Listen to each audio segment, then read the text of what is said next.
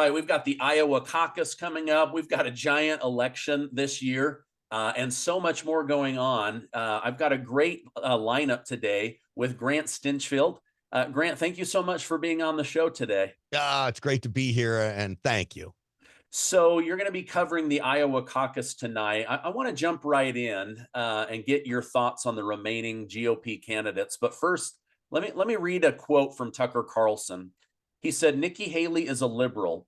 She is all in on the four tenets of neoliberalism, which are white guilt, a finance-based economy, mass immigration, and endless neocon wars. Strip away all the outward characteristics, and Nikki Haley is identical in her priorities to Joe Biden." What are your thoughts on Tucker Carlson's words? And then what are your thoughts on Nikki Haley?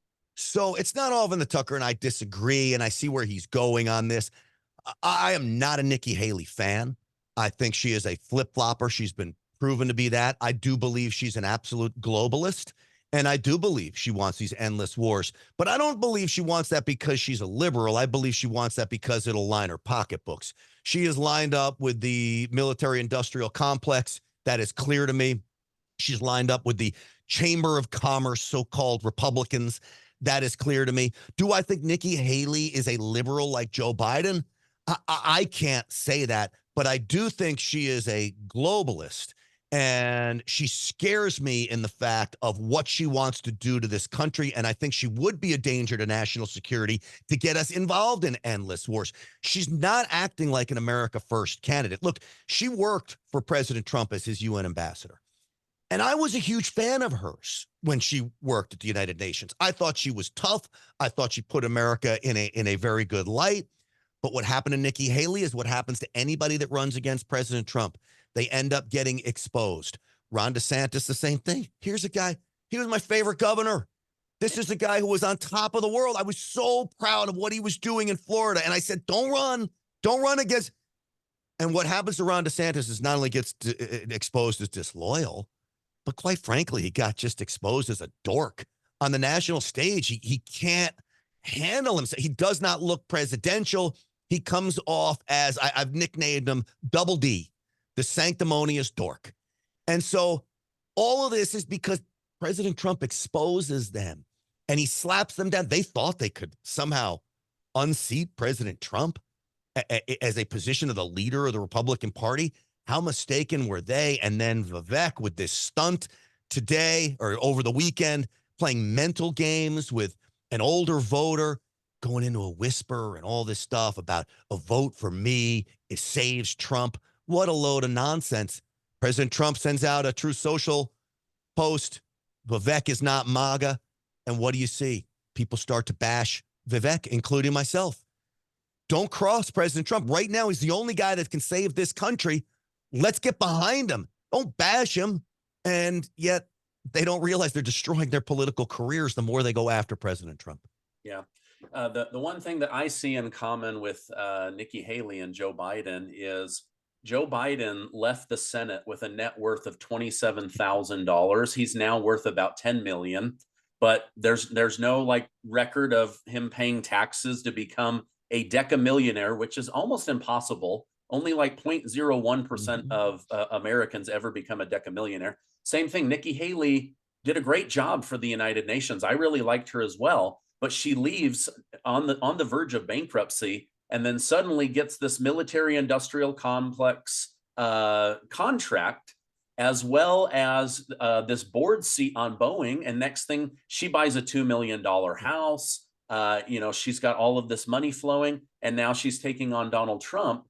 Is this just normal in Washington, D.C., where you leave the swamp and then exit a millionaire? You know, the sad reality, Stephen, is I think it is. Now, Joe Biden got there. I believe my personal opinion is through using his name and influence and corruption through all this. I think the evidence is going to show that. Nikki Haley did it through her previous job and getting favors, and now she goes to work for the military-industrial complex, and she's literally working her foreign policy to enrich those people. But this is so common among congressmen. How do we see members of Congress go in, literally, as you mentioned, no real net worth to speak of, and they're still in their terms and they're becoming millionaires as they go. The game and the joke really is on the American people. And I think in many cases, you've got Republicans and Democrats. They're in the members bar and the bottom of the Capitol, and they're posting their scotches. Nancy Pelosi and Kevin McCarthy are literally cheersing themselves, and they're profiting on stock trades and forget about the Stock Act and all that stuff. It's a joke. 45-day reporting. Give me a break. There's no penalties really to speak of if you violate it. They're getting rich on the backs of Americans and their position, and it really isn't fair. And I don't think that's just a Democrat thing. That's a Democrat and Republican thing. Yeah, absolutely. I also like Vivek. I've had him on the show a couple of times, but I told my wife about 3 days ago, I said, I've seen a shift in the way he talks. He's now saying this talking line, Donald Trump is great. No one has supported him as much as me. I'm a MAGA guy. I'm the one to carry his legacy on. But let's be real.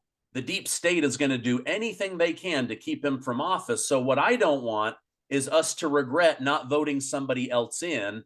And then he doesn't say that he's the guy to be voted in. But of course, he's leading you to that conclusion. Are you seeing that as well, where maybe he's running to be the top vice presidential pick, but he knows he's not going to beat Trump?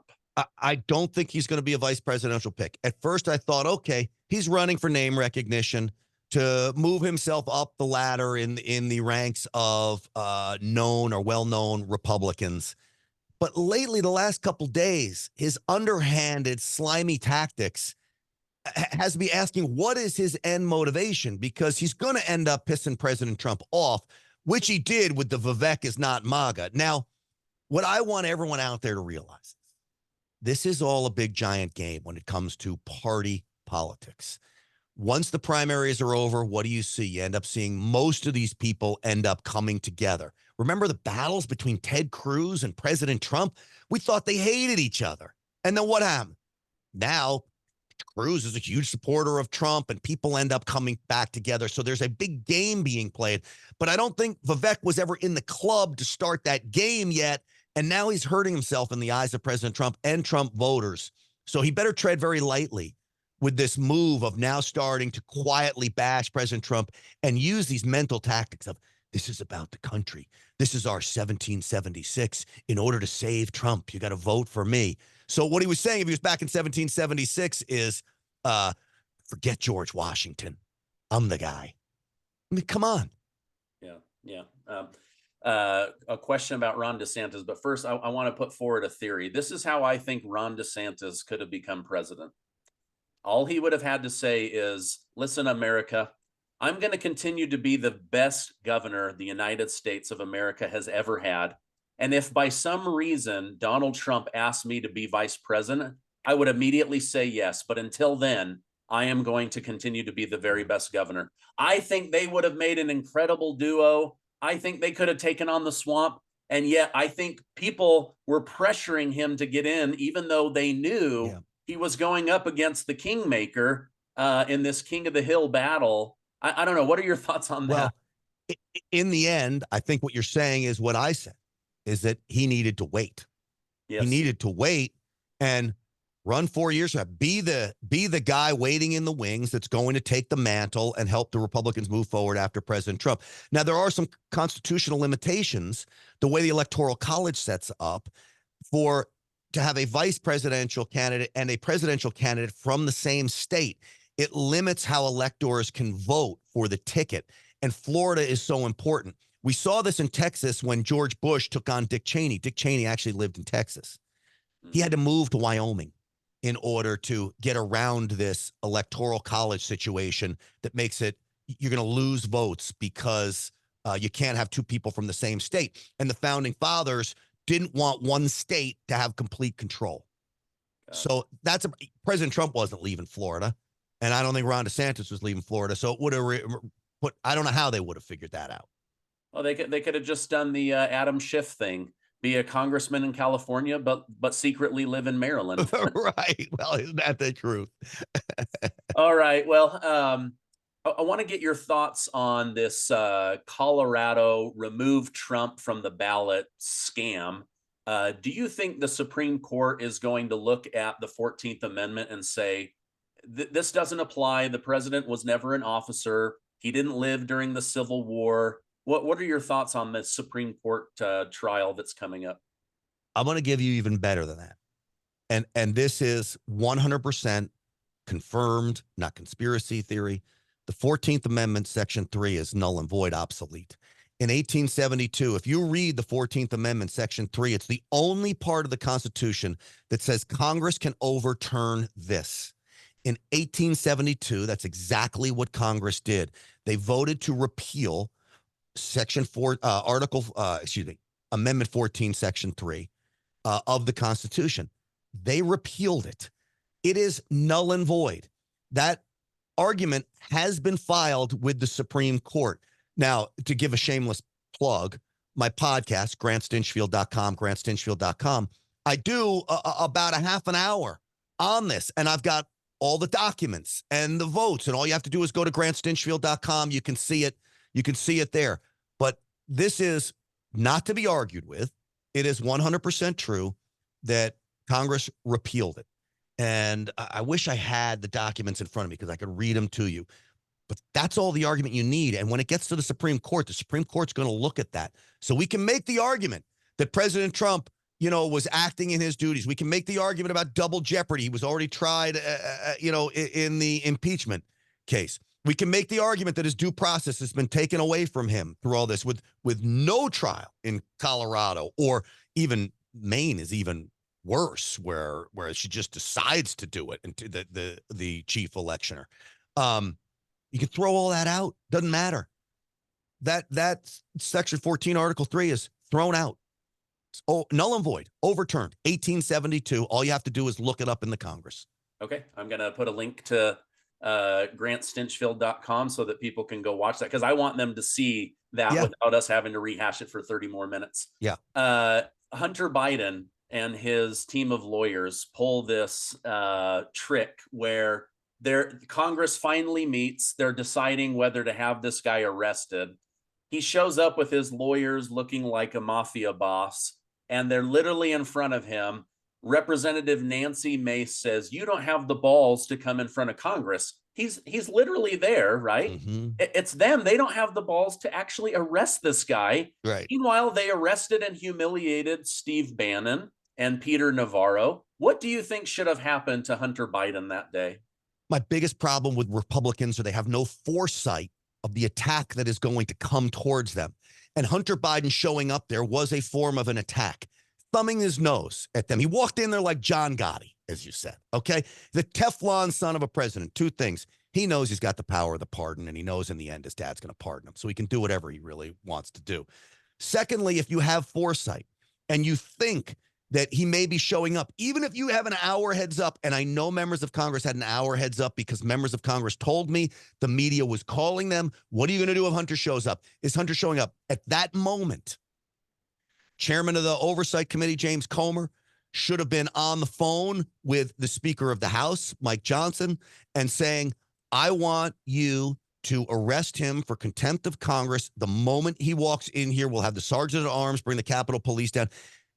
What I've looked at, and the Congressional Research Office has confirmed, Congressional Research Office is a nonpartisan group that Congress has to research issues like this. In June of 2023, the Congressional Research Service said the Speaker of the House can hold somebody in contempt of a certain committee without a full vote from Congress. Mm-hmm. So even if you were going to say, well, maybe that's not true, it doesn't matter. What do the Democrats do? They do it and then get taken to court, and you argue it there, and then it gets thrown out. Okay, oh, sorry, Hunter. You arrest the mother scratcher, and you take him into custody, and then let him argue it in court. But you call his bluff. And the other bluff that could have been called was, okay, you want to testify? I'm changing this hearing right now, and we're going to let every member have 5 minutes with you. So come on up to the microphone, Mr. Biden. And that would have called his bluff right there. But you know what? Again, it's all about egos in Washington. James Comer didn't want to look like he was beat. But in the end, Hunter Biden claiming the Fifth Amendment on the spot would have had Hunter Biden beat. But they're so concerned with their egos and looking good and who wins and who loses. How about the American people win? All I want is Hunter Biden, and I want to hear from him. I don't want it behind closed doors. I don't care if that's how you do it in Washington. And what do members of Congress say? Well, that's how it's always done. We do a deposition first, and then we have a public hearing. I don't give a flying rat's ass how you did it before. Let's just get Hunter Biden in. It's a win for the American people. Let him take the Fifth Amendment. It'll expose him as a phony fake fraud. Yeah. No, I think they should have just said, we're gonna pull an audible, and we're gonna run this play differently. Like, yeah. Like the quarterback of the Dallas Cowboys, he can make a decision like that. Maybe not under Jerry Jones, but when I was with the National Rifle Association, they were, and I'm so upset of the direction they're headed now. They've basically become insignificant, which is really sad for me to watch the most powerful organization on earth, civil rights organization on earth, become insignificant. But when I was there and we were on top of the world, they basically had said that you've got to be bold. You got to go after people. You gotta be on the offense. And Republicans are not on the offense anymore. And so that's what we're watching. We're watching them get beat over and over again by Democrats who play the PR game so much better than us.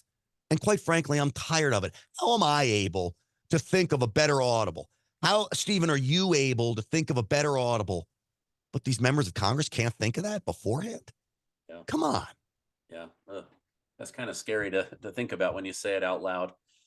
Final question. I know you got to start prepping for the caucus tonight.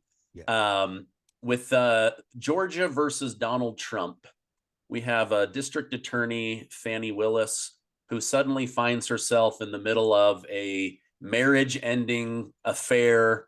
She's, hired this new lover, paid him almost $700,000. Turns out he was having closed-door meetings with the White House legal counsel. They get permission to go ahead and go after Trump from the White House. What are your thoughts on this giant mess? I mean, this is almost RICO stuff. This is conspiracy to get somebody on conspiracy charges. This now has to be added to my RICO case chart that I built for my Real America's Voice show. Okay. I built an FBI style RICO chart with who's at the top, Obama and Soros all the way down. You got Christopher Wray and all the tentacles. This has to be thrown into there. It goes all the way down to this Georgia prosecutor and the DC prosecutor and the New York prosecutor and Jack Smith. Here's a guy who was a divorce attorney, okay, which we just learned now he's held in contempt in his own divorce case, held in contempt for not giving up his income when the judge ordered to give up proof of his income. He was held in contempt of court. All the while, that was during his investigation of President Trump. He has no experience as a prosecutor, makes $700,000, going on vacations with Fani Willis, out to dinner with Fani Willis. So it's a scheme to enrich themselves. It's a scheme to take down Trump. It's collusion with the Biden White House. You've got to dismiss this case right away. It's got to be thrown out. I would think any appeals court that has any sense of legitimacy would dismiss this case and throw it out. Everybody in America sees that this is a political witch hunt. Gosh. Is that org chart that you mentioned, is that also on your website? I got to put it up on the website. Okay. It's not. I should. It was a nice chart that I could get it. It's someplace, but it was a while ago that I put it up. But GrantStinchfield.com, I'll let everybody go there and hunt for it just so they hang out on the website. Okay. We won't tell them it's not really there. Yeah, the whole thing is really suspicious. Like the guy, leaves his wife. I'm about to be married 20 years. You don't leave your wife one day after a new job, and then it comes out that you've lied about your income. You've made almost $1 million from this love affair. Right. You ruin a marriage, a family. You're having secret meetings at the White House. Now you're the one hired. They're going on these posh vacations that most Americans can't even dream of. The whole thing is she's trying to get ahead with her career and get ahead financially with her lover. The whole thing is falling apart. All right, to an investigative reporter out there, here's what you do. When you're an elected official like that, you've got to file your vacations. I want someone to go back and FOI, Freedom of Information, when she was taking vacations, go figure out when this guy, the prosecutor, was on vacation, go see if they were in the same spots, and was this going on before she even hired him? My guess is it was. Wow, wow, wow, wow. Yeah, my guess would be that as well. Grant, thank you so much. I know you've got big prep for tonight's huge show. What is the best way for people to follow you and stay in the loop? All right, so Real America's Voice every night at 7 p.m. Eastern time. You know, it's a streaming platform anywhere. Steve Bannon and Charlie Kirk have shows there. My buddy John Solomon, great network that's really going places. Real America's Voice. Stinchfield 1776 is my social media handle on just about every platform, from True Social and Getter. Instagram is still my favorite, even though they suppress me all the time. It's my biggest following, and I urge people to follow me there, Stinchfield1776, and GrantStinchfield.com to subscribe to the podcast. The podcast is important. I do it live on Rumble, Getter, and Facebook until Facebook knocked me down a few pages. Do you know I went from making $4,000 a month on Facebook running videos to 17 cents a day overnight, and they won't tell me why? I have no community violation standards. It literally went like this, a chart of making money to zero overnight on November 9th. But this is the war against information. They want to put me out of business, so I can't make make a living doing this. So I got to go do something else. That's how they silence my voice. Yeah, I already know what they're doing. They're still, taking that money, and then they're going, Mark Zuckerberg's going to give it to the Democrats. Yeah, Get exactly. Joe Biden reelected. That's it. That's it. Well, this has been fun. Thank you so much for coming on. Have a great show and a great rest of your day. Stephen, thank you so much for inviting me. I really do appreciate it.